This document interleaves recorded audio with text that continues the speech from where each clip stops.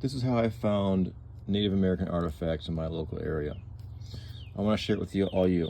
It takes time. I devoted a summer about 3 years ago going out the whole summer looking for artifacts, and I found probably about 7 or 8, and it was exhilarating. It was addicting. It's unbelievable to connect with history and the ancient Native Americans, who we surprisingly know so little about. So this is how I did it. I live in Northeast Ohio. I just started going out looking for flint in my yard, and I found a lot of it.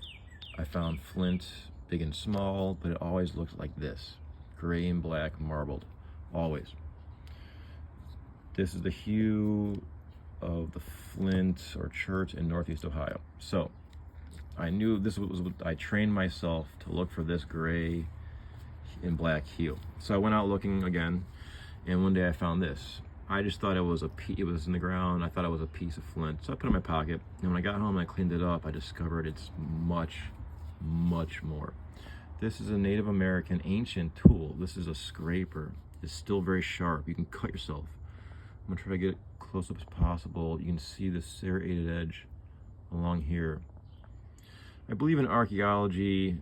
I studied archaeology in college, and I forget a lot of it, but to qualify as an artifact from a human hand, I think it's got to have like 3 or 4 serrations in a row.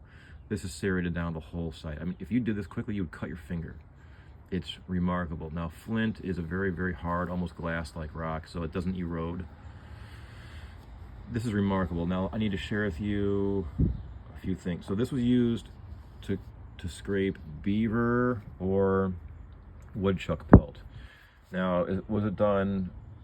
When was this done? There's no way to know. You can guesstimate. Now, there was a huge trade between Native Americans and the white Europeans. They would trade, guns for pelts. That could have been from that era, which is 1700s, or this could be ancient. This could be before Christ. That's the mind-boggling fact. So look at this. Whoever made this was a master knapper. Knapper is the art of breaking stone to make tools. So they broke the stone, and look at, they must have had a similar size hand as me, because this fits perfectly into my hand.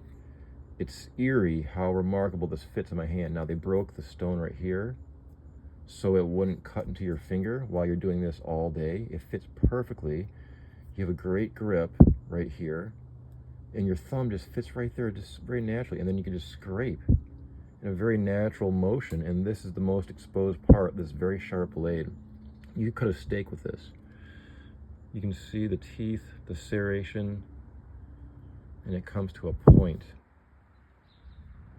This is my guess is beaver pelt, but who knows? So this was in someone's pocket. Who knows now? Was this handed down generations? And then why did they drop it? I found this on top of a hill. It wasn't in a riverbed. So that means to me I found it where it was dropped, which really got my brain in a tizzy. The fact that someone dropped it and then 1,000 years later I picked it up. It's amazing. But the fit, and once I put it in my hand, I did this, it just gave me goosebumps, because it's remarkably made. It just made sense. It's ergodynamic, gorgeous, and it's still sharp. It's an amazing artifact. Gorgeous and sharp. This is an ancient Flint, Ohio, Native American scraper. Good luck, and thanks for checking in.